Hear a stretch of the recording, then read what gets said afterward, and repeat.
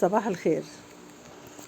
يعني بالنسبة للقوانين بالنسبة للعلم والنشيد المصري، يعني هناك قانون هو رقم 41 سنة 2014 معروف باسم العلم والنشيد والسلام الوطنيين، مكون من 13 مادة. في بقى مادة اللي هي المادة السادسة بتحظر استخدام العلم كعلامة تجارية أو جزء من علامة تجارية.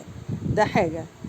في حاجة تانية، المادة السابعة مع عدم الإخلال بالاتفاقيات الدولية والأعراف الدولية لا يجوز رفع أو استعمال غير العلم المصري. المادة الرابعة برضو يحظر استعمال الأعلام أو العلم الأجنبي في الطريق العام وفي المواكب والتظاهرات إلا مع الحصول على تصريح سابق من وزير أو من وزارة الداخلية، ويحظر رفع العلم الأجنبي على سيارة تسير بالطريق العام. احنا بس مش عايزين